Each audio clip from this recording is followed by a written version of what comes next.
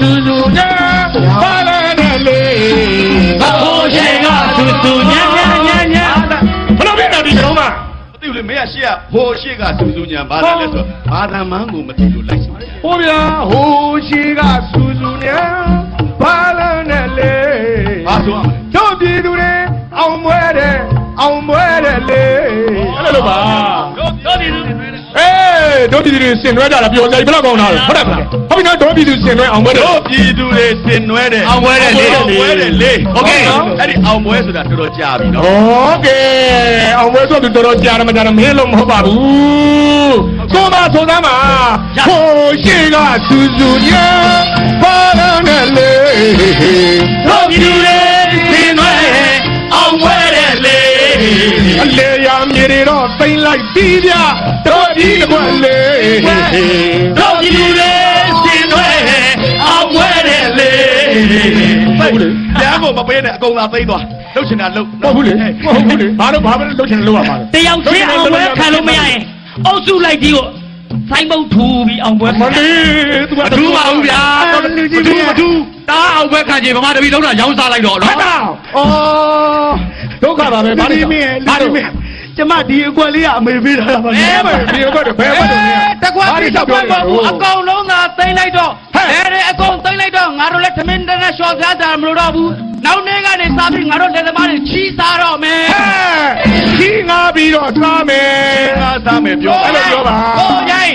ဓမ္မပြည်တပြည်လုံးသိမ့်နေရမလို့ဘူးဘာဖြစ်လို့တော့ဒီနေ့သာရီတိုင်းလေးကွက်ပြီးတီးပြီးရောင်းလိုက်လို့ရှင်ကျွန်တော်နည်းနည်းကျုံသွားမှာပေါ့မြေပုံထဲကိုသိုးရကျုံသွားမှာလားဘာလို့စပြောနေတာတော့ဘယ်လိုပြောမှာတော့ဘုရားဘာလဲဘာလို့မြင်တော့သိမှာပြီးတကွက်လေနှစ်ဦးနှစ်ဖက်ညှိနှိုင်းပြီးတော့လောက်ကြပေါ့လေโอเคရပြီဟုတ်ပြီလောက်လိုက်မယ်နှစ်ဦးနဲ့လူကလည်းအကြမ်းမသိနဲ့ဟုတ်တယ်အသိခံလို့လည်းစိတ်မဆိုးနဲ့ဟုတ်တယ်နှစ်ဦးနှစ်ဖက်ညှိနှိုင်းပြီးတော့လောက်ကြပေါ့လေဟုတ်ပြီနော်ညှိနှိုင်းပြီးလောက်စစ်ဖြစ်တယ်ဟုတ်ပြီဟဲ့လေရာမြေတွေတော့သိမ့်လိုက်ပြီးတကွက်ပြီးတကွက်လေနှစ်ဦးနှစ်ဖက်ညှိနှိုင်းပြီးလောက်ကြပေါ့လေလေဟိုက်ကောင်းတို့ကောင်းမလေးတွေများလို့လာသေးနှစ်ဦးနှစ်ဖက်ညှိနှိုင်းပြီးလောက်လိုက်ကြလေဟုတ်ကောဘာနှစ်ဦးနှစ်ဖက်ဒီဒါမှငါဆရာ9000ပေးတာဒီကရုံးမကြီးဘယ်လိုဖြစ်နေဒီကရုံးမငါဆရာ9000ပေးတာငါအရင်ဝင်မှာနော်ဟုတ်လားရတဲ့ဝင်အချုပ်ထဲကိုဟေးဘိုးဘာလို့ပြောနေတော့ဟာမင်းမဲ့နှစ်ဦးနှစ်ဖက်ညှိနှိုင်းဆိုငါနှစ်ဦးနှစ်ဖက်ညှိနှိုင်းလို့တော့မဝလေမလေးတအားကိုညှိနှိုင်းနေတယ်ထုတ်ကြပါဟိုရိုင်းဟေးနှစ်ဦးနှစ်ဖက်ဆိုတာပထမတော့အဖွဲမှာတော့တစ်ဖက်ပေါ့အဲ့ပေါ့အခုအဖွဲကြတစ်ဖက်ပေါ့အရေးတယ်မလာပြီးတော့ तू ကလာပြီးဖက်ကိုလာညှိနေသေးတယ်ဘာလို့ဟိုကိုရဲခုနပြောသွားတာပါဟာတော့ကဘာတော့လေဟိုက်ပေါင်းတော့ကောင်မလေးတွေညားလုံးလာလေနှုတ်နှစ်ပဲညှိနှိုင်းပြီးတော့မဟုတ်ဘူးလေဒုက္ခပါပဲဘာလို့ရှောက်လဲညှိနှိုင်းရမှာပေါ့အေးပေါ့ဘာလာညှိနှိုင်းရမှာပေါ့အဲ့ဒါဟိုလေforeigner တွေပါတယ်အေးဘာဖြစ်လို့ဟိုတော်ကြီးရဲ့ဟိုမှာဟောဟိုတော်ကြီးဒီမှာရှောက်ပြောနေတာသူတို့အင်္ဂလိပ်ရှင်းပြမှာရဟောဒါဘေးကသူ့ကိုရှင်းတော့ခေါ်လာပါတယ်နေဘူးမဗျာမပါပါဘူးဖြည့်ရှင်းတာကိုအင်္ဂလိပ်လိုဖြည့်ရှင်းလို့ရတယ်ဘာလို့အင်္ဂလိပ်လိုဖြည့်ရှင်းရမှာတော့ဘယ်လိုဖြည့်အေးဖို့ကေကြီးလို့ပြောလိုက်ပါကိုရသမီးကတော့ညှိနှိုင်းပေးပါတယ်ဘာဖြစ်လို့လဲဆိုတော့ဈေးကညှိနှိုင်းလို့မရတော့ဘူးလေသမီးကျေးထက်ရဲကြီးကပုံများနေလို့ပါရဲကြီးကပုံများနေလို့မလားရဲကြီးကပုံများတော့ဘာဆိုရမှာတော့ဟေးဟိုက်ပေါင်းတော့ကောင်မလေးတွေများလွန်းလာသေးဖုံးစရာရှိတာဖုံးတာပေါ့ကုန်းတော်မှာပေါ်မယ်လေโอเคဗျာရပြီငါမရှင်းလို့ဖုံးစရာရှိရင်ဖုံးတာကုန်းလိုက်ရင်ပေါ်မယ်ဟုတ်တယ်မကုန်းမချစ်မပေါ်ဘူးအေးပေါ့ဟောဘာတွေလာပြောနေတာတို့တိုးနေတော့ကုန်းကုန်းကွာကွာလို့ပေါ်သွားမှာပေါ့ဒါအောင်ပြောတာသမီးတို့ရေမကုန်းကြနဲ့ဩဘယ်နဲ့မကုန်းကြနဲ့ဟုတ်ပြီလားဟေးလေဟိုက်ပေါင်းတို့ကောင်းပါလေတွေများလို့လာသေးဖုံးရရှိတာဖုံးလာကြကုန်းလိုက်တော့ပေါ်မယ်လေကတ်စားကြတဲ့အမှုတွေစစ်စင်းနေရဲ့လေဖုံးရရှိတာဖုံးလိုက်ပေါ့ကုန်းလိုက်တော့ပေါ်မယ်လေမဟုတ်ဘူးလေပြောကြောမဟုတ်ဘူးလေမင်းငါတို့ဆက်သွယ်ရေးကြီးပဲလာမစစ်နဲ့ဟာမင်းတို့လန္ဒရာစားရတာတွေလည်းများနေအောက်မှာအရေးတော့လာပြီဘာလန္ဒရာစားတာဟာအိမ်မှာသမီးကိုကောင်းမစားတော့ဘီလက်ပြေတွေပဲစားနေတာနေမဘီလက်ပြေစားကိုသာဘီလက်ပြေစားတယ်နော်ကျွန်တော်ဘာကြောင့်စားမနေလဲကတ္တရာတွေကြီးပဲစားလို့နေမေကတ္တရာတွေစားမှာအမလေးအားမငယ်နဲ့ကျွန်တော်ကဆန်လေနေဘာစားတာမင်းအကုန်စားတယ်လေအကုန်စားမှာလားဘာမှအားမငယ်နဲ့လမ်းချက်လေးတွက်ချေကြိုက်နေပဲတို့ကတော့လူလဲကြတယ်ဘာလို့ဘလ လောက်ဖုံဖုံဘယ်လောက်ဖိဖိတို့ကမပေါ်ဘူးဘာဖြစ်လို့လဲဆိုတော့တို့ကအများပိုင်ကုမ္ပဏီလုံးလိုက်လို့ အမေအရေးတွေလာပြီးတော့သူတို့ခွဲတန်းစိတ်ဖြာနေမင်းတို့ ကောင်းတယ်ကောင်းတယ်ဒါဆိုတို့အမှုလည်းပေါ်မှာမဟုတ်တော့ ဘာဖြစ်လို့အမှုတော့ တို့အမှုကရွှေပြောင်းအမှု မင်းမရှင်းပြောင်းမှုကမလားဒုက္ခပါပဲကွာပါရိတ္တဘာပြောပါလဲ ဘာတော့မှာတော့ ဟာဒုက္ခပါပဲမင်းတို့ကောင်တွေကလည်းလက်စားကြတဲ့အမှုတွေစစ်စစ်နေပြီးတဲ့လေနော်အကုန်လုံးသာမညာနဲ့ထောင်နဲ့ပုံပြစ်လေ ပြပြလာလောက်ရမယ်မှတ်တယ်လေထောင်နဲ့အရမ်းမပုတ်နဲ့ ဘာဖြစ်လို့လဲ ထောင်ထဲမှာသူ့ဘာနဲ့သူပြည့်နေပြီ ဩဘယ်နဲ့သူကလည်းသူပြည့်နေပြီတော့ပြည့်လိုက်တဲ့လူတွေအများကြီးပါဟာနေရလဲ ကိုကြီးမပြေသေးဘူးတယောက်လိုသေးတယ် ဟမ် တယောက်လို့ သာကနာလေး ဒုက္ခပါပဲကွာ မြန်မြန်သာပို့လိုက်ပါသူထွက်လာတဲ့ဟိုကကျွန်တော်တို့နားအောင်နားနေတာ ကဲပါဒုက္ခပါပဲကွာမင်းတို့ကပုဂ္ဂရတွေရှောက်ပြောနေတာမှာ အကုန်လုံးသာ ထောင်ထဲပုံ မညာ မညာရတတ်တယ်ဟုတ်ပြီနော် ရပြီ ဟေးလက်စားကြတဲ့သူတွေကိုကွယ်စစ်စစ်နေပြီတဲ့လေ အကုန်လုံးသာထောင်လဲပို့လိုက်မညာရနဲ့လေ အလွတ်တော်တွေကကိုယ်တည်းတွေညင်ခုံရသေး အကုန်လုံးသာထောင်လဲပို့လိုက်မညာရနဲ့လေအဲ့ဒါမှ ပို့တာပို့တက်တကျိုးပို့တက်လုံးပြန်မလွတ်နဲ့ပို့ကျိုးတစ်ခုရှိရင်မရရင်ငါကျိုးဝယ်ပေးမယ် အမလေးအကြီးတော့ကျိုးဝယ်ပေးမဲ့လူကလာတွေ့နေသေးတယ်ငါနဲ့ လွတ်တော်ထဲမှာငိုက်တဲ့အမတ်တွေအတွက်တတ်ထောင်တစ်လုံးထပ်ဆောက်နေပြီ ဒီမိတ်ကထောင်တော်တဲ့ဆောက်ပေးရမှာလားဒုက္ခပါပဲ ကိုတန်ကနာကျုံးဝယ်ပေးမယ်လားပြောတယ်တစ်တော်တွေပြုံးတာ तू မှမသိတာ အမလေး ဘာတို့တို့လွတ်တော်အမတ်တွေထောင်ထဲပုံမှန်ဆိုရင်ထောင်ထဲမှာလေအေးဆက်ရှိရမယ်နေအတွက်1000ပေးမှာဒါမှလိုက်မှာ အမအကြီးတော့ငါနဲ့ဘာလို့ လွတ်တော်အမတ်တွေထောင်ထဲပို့မယ်ဆိုရင်တော့ဒေါအောင်သူကြီးကိုမပို့ဘူးထောင်ထဲမပို့ဘူးသူ့နေအိမ်မှာပဲကျွန်တော်တော့အကျယ်ကျုပ်ချမှာ ဘာလို့လို့ ဘိုးရတော့ကထောင်ကိုမသိဘူးသူ့အိမ်ပဲသိတယ်လေ အကြီးတဲ့မှာငါ အဲ့ဒီလွတ်တော်ကိုယ်စားလှယ်တွေသာထောင်ထဲရောက်ရင်လေ ဘာဖြစ်တော့ ငါကာရာအိုကေဖွင့်စားမယ် အမလေးရေးတော့ကာရာကိုဖွင့်သားမယ်ဘာတိတာဘာတိတာ ဘယ်လိုပြောရမှာတော့ ဒုက္ခပဲကွာလွတ်တော်ရကိုယ်တည်းညင်းခုံကြသေး ဟမ် ညနိုင်ကတာဝန်ယူလို့ခွဲကြကြတယ်လေ ဩ ဟုတ်တယ်လွတ်တော်ကိုယ်တည်းဆိုတာတိုင်းပြည်တွေအလုပ်လုပ်နေကြ အဲ့လိုလို့ပါ စော်ကားနဲ့ အေးလေ ဟာအဲ့တော့ညှိနှိုင်းက တာဝန်ယူလို့ခွဲကြကြတယ်လေ ညှိနှိုင်းကတာဝန်ယူပြီးခွဲကြကြပါ ဟုတ်တယ်နော် ဟုတ်ပြီ ဟေးလွတ်တော်တွေကကိုယ်တည်းတွေညင်းခုံကြသေး ဒီတိုင်းကတာဝန်ယူလို့ခွဲညံ့ရလေ အရင်နန်းနေတော့တွေ့လိုက်ပြီးပင်လယ်ပြင်မှာတဲ့လေ ဒီတိုင်းကတာဝန်ယူလို့ခွဲညံ့ရလေ ဟုတ်ဘူးလေ ဒါ ဟုတ် ပြော ဘူးလေ လို့ခွဲပြီးသားပဲငါပြောကြော ဘာလို့ မင်းငါကိုမင်းကွာကိုယူလိုက် အဲ ဟိုကျယ်ဒီမင်းကတော့ဟိုပေါင်ယူလိုက် အဲ ဟိုကမုတ်တာမမယ် ဘယ်မုဒ္ဓမမယ်မုဒ္ဓမမှာနေမယ်ဒီလိုပြောပါဘာမုဒ္ဓမမယ်တို့ပါပါ ရင်းနိုင်နေယူဆိုတော့ကျွန်တော်ဟိုနေ့ကကာတွန်းထဲမှာလည်းသာသတိရ ဘာပါလိရ နေပြီးတော့မှရွှေကြောတွေတွေ့တယ်ဆိုတော့ဖေးနာကာတွန်းထဲကလူဒါဆိုကျွန်တော်တို့လူပဲဖယ်ရမှာပေါ့နော် နေမရမှာပါလားဘာလို့မရမှာတို့ကဘာတွေကြောက်ကြလဲ ဘာလို့ချက်ပေါ်တာလဲ ဟာ ဒီတော့မှတွေ့ဖယ်ကြမလို့ ငါသာစရာပေါ့ အရင်နဲ့တန်းငွေသားကြီးတော့တွေးလိုက်ပြီးပင်လယ်ပြင်မှာတဲ့လေ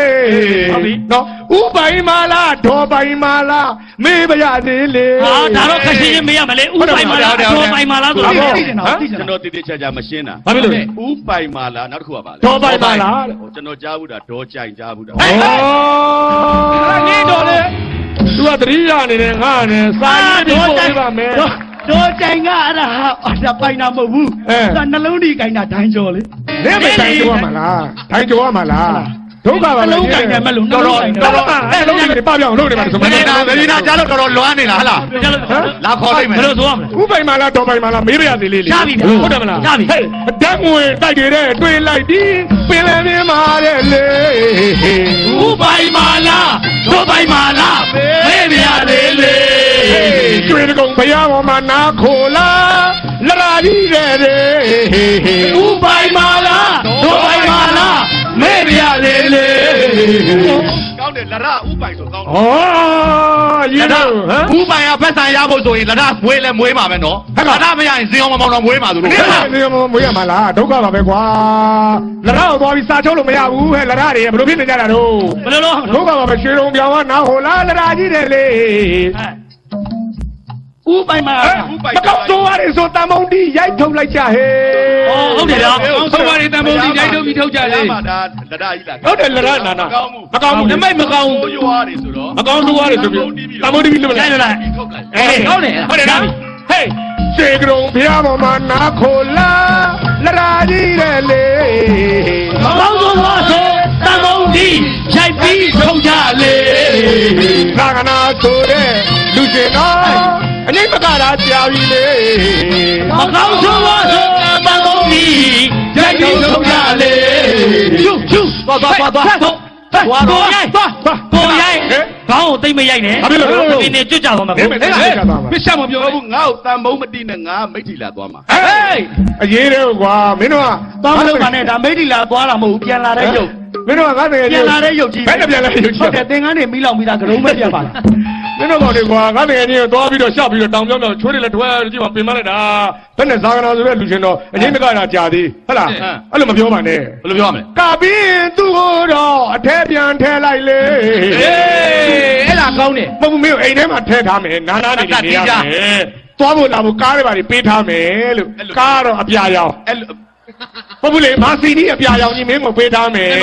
ပြလေးကိုစီးကားရေး အဲ့လိုမာစီဒီအပြာရောင် အရင်တော့လို့မနှိမ့်ဆက်တော့ဘူးတဲ့နှိမ့်ဆက်တဲ့နေ့အစ်စ်ထွင်ထားတယ်တဲ့မင်းတို့တဲ့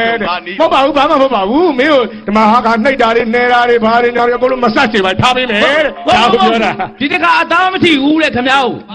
စေးထိုးတတ်မှာတဲ့ အေးရုပ်ပါလို့ ပြန်တော်ခမ်းမှလို့ မလေးတကယ်ဟုတ်လားဟိုတကတော့အကြတော့ဘလောက်59နှစ်ဒီကကြတော့မင်းကက်ကင်းရိုက်တဲ့နေနဲ့65နှစ် ကိုရ လို့လား ကိုရရှောက်ပြောဒါကကျွန်တော်အကိုစေးရဘာမှလည်းချွေးတွေကထွက်ကတော့တော့ဟောရေးကြ ဟေးဟေးဟေးဟေး ဟာနေနေလို့ဟဲ့နေတို့ဒီဘေးဒီကောင်းကနေပြီးတော့ရေတွေကြတာတယ်သူကရေကားတာဆောင်းရမယ်လို့ပြော ဟေးအဲ့ဒါခဏလေးမင်းတို့ရှောက်ပြီးတော့ငါအကိုစေးရကွာကောင်းတကယ်ဟုတ်ပါပြီပုံမှန်လဲကြည့်တော့ကရုံးကြီး သူ့လိုကိုလေ ခေါင်းကောင်းတာဟုတ်တယ်မြန်မာနိုင်ငံမှာ2ယောက်ပဲရှိတယ်ပြောကြလား ဦးတန်ခေါင်းကောင်းလုံးအားကြီးလို့ကုလသမဂ္ဂအထူးရင်မှု ဟုတ်တယ်လေဟုတ်တယ် ကိုဇာကနာခေါင်းတကယ်ကောင်းတာ ပြောပြလိုက် ကိုတစ်ခေါက်ကအိုဘားမားမြန်မာပြည်ကိုလာသွားတယ် အဲ့လေ ကိုဇာကနာခေါင်းတန်း3000နဲ့လာဝယ်သွားတယ် ဒေါ်လာလားဒေါ်လာဘာလို့မို့လို့ ဘာလို့ရမလဲသူ့မိန်းမဆာစမိုင်းတာလျှော်မလို့တယ် မလုံးနဲ့ဒီချွေးတွေကလဟတ်တမဖြစ်ဘူးဘာဖြစ်လို့ကိုရိုင်းတို့ဒီချွေးကိုသွားမတော့ပါနဲ့ချွေးများတဲ့ခါကျတော့ရေဖြစ်တယ်ဟုတ်တယ်အဲ့ဒီရေကိုတရုတ်ပြည်ရောင်းလို့ရပါတယ်ဟဲ့ ဟုတ်တယ်လူအရင်ပြောချင်းလို့ကြည်နေတာနော်ဒီကောင်းကိုမင်းတို့သွားမကင်နဲ့ ဟုတ်တယ် လုံးဝကိုမထိနဲ့နော် ဘာဖြစ်လို့တော့ ဒီကောင်းကိုသူ့တော်သူ့ကသူမကင်ဘူး ဘာဖြစ်လို့မကင်တာ သူ တော့ ကောင်းသူတော်မကင်ဘူး ဘာဖြစ်လို့တော့ ယွန်လို့လေသူကောင်းကိုယွန်စရာ တကယ်ကြီးလို့ အဲ့ဒါတော့ခေါင်းပြောလို့အကြည့်တော့ပြိတ္တကြီးတွေရှေ့မှာကျွန်တော်တခါတည်းပြောပါတယ် ပြောလိုက်ပါ ဒီပွဲအမတ်တရကရတာ ဟုတ်ကဲ့ အဲ့တော့ကျွန်တော်ကိုခေါင်းကိုတိတ်ထိကြိုက်လုံးအားကြီးတဲ့အတွက်အဲ့တော့အားလုံးရှေ့မှာကျွန်တော်ခေါင်းကိုဖြတ်ပြီးရွှေတကုံဖရားအနောက်မှာမြင်ရပါတယ်ကျွန်တော်ဒီနေ့ညလှူလိုက်ပါမယ် ဘာလို့မို့လို့ တောင်ဘက်မုတ်ကချင်းသေးကြီးမှာဂွေးဥမရှိလို့ပါ ဟဲ့မဲစီမရှိလို့